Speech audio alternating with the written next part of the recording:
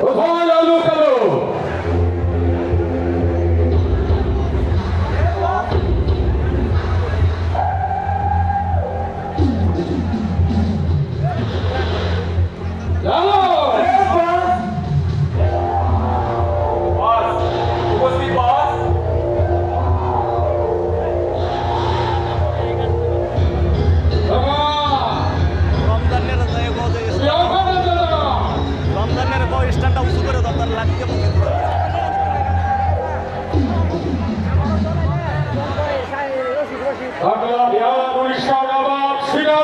থেকে শুরু করে আজ পর্যন্ত এই বাংলা জনগণের কাছে কেউ ভালো হতে পারেনি, আর কেউ ভালো হতে পারবেও না।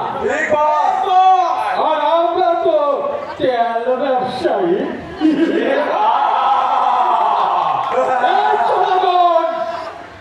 যত অশান্তি, দুর্ভিক্ষ আর নির্যাতনের তলে থাকবে ততই আমাদের জন্য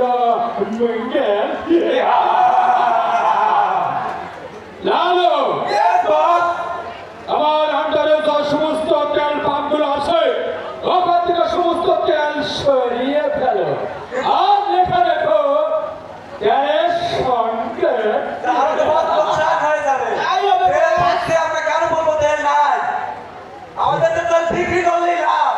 আরে মূর্খ বাঙালি হুজুকে পাগল, ওরা যখন জানবে বাংলাদেশের তেলের সংকট, তেল পাওয়া যাচ্ছে না, তখন ওরা 1 লিটার নয় তেল সংগ্রহের জন্য 1 লিটারের কাছে ওরা তখন 10 লিটার কিনে রাখবে।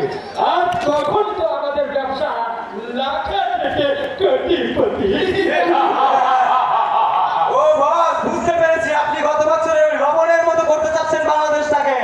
ঠিক বলেছিস কালু, লবণ বিক্রি করি কোটিপতি হয়ে গেছি, আর এখন তো তেলের ব্যবসা, খালি টাকা আর টাকা।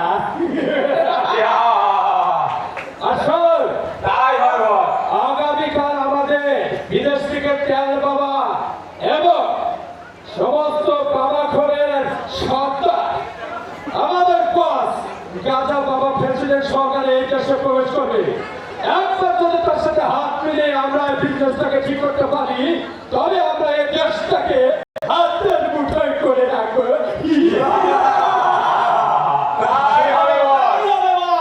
সাবধান, বর্তমান পুলিশ প্রশাসন যেভাবে উঠে পড়ে লেগেছে, একবার যদি ধরা খেয়ে যায় কোটিপতি তো দূরে থাক, আমাদের ভবিষ্যৎ একটা দেখা আমরাই যাবে। বস, আপনি কোনো চিন্তা করবেন না, পুলিশ প্রশাসন থেকে আমরা দূরেই থাকবো। শোনো, পুরো কাজ পক্ষে যেন টের না পাই আমাদের মিটিংটা। ওকে, তাহলে আমি এখন আসি। ঠিক আছে বস, আমরা আপনার নিরাপত্তা দিতে আছি, আপনার কোনো সমস্যা হবে না। এই থেকে আপনারা নিশ্চিন্তে থাকুন বস, আমি দেখছি সব আমার বানাইতেছে।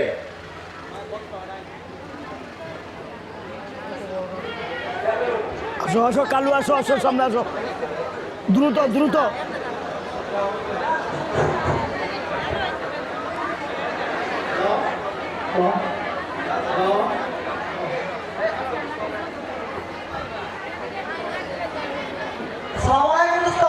ওয়ালাইকুম আসসালাম দোস্ত।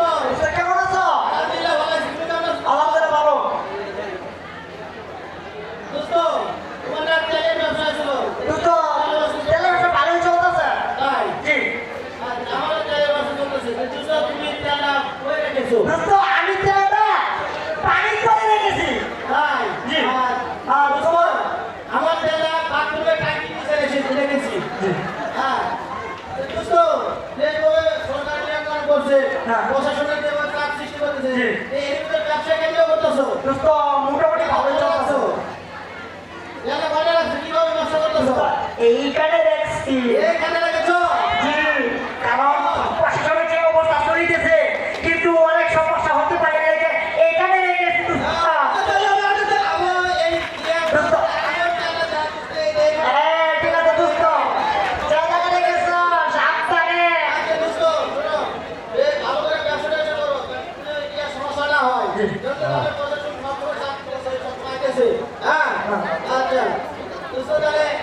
সাবধানে ব্যবসা জি, সাবধানে চলুন।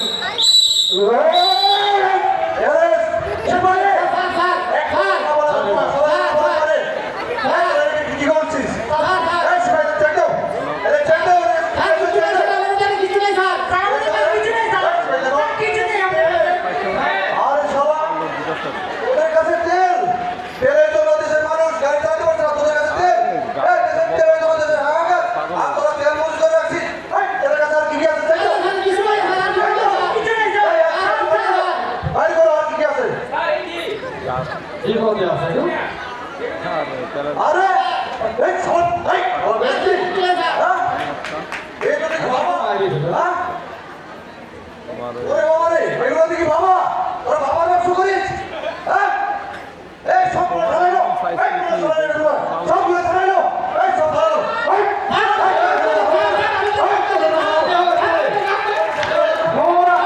ওদের কোনো ক্ষমা নেই ওদের কোনো ক্ষমা নেই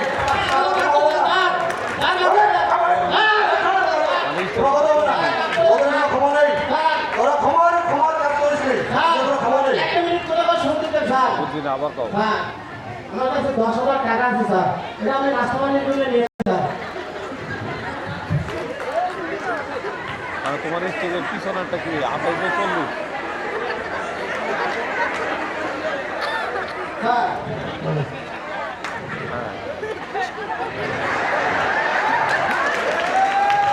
এই শিবানী আর এদেরকে সুসম্মানে ছেড়ে দাও তো অরিজিনালি লাইসেন্সধারী ব্যবসায়ী এদেরকে সুসম্মানে ছেড়ে দাও এরা অরিজিনালি লাইসেন্সধারী ব্যবসায়ী যাও তোমরা যাও এই এদেরকে ছেড়ে দাও স্যার ব্যাপারটা বুঝলাম না এই গরমে এই ঠান্ডা আরে শিবানী বুঝো নাই আমার লেভেলে আসো এমনিতেই বুঝবে চলো শিবানী আমাদের অন্য পক্ষ যাবো জি স্যার আর প্রতিশোধ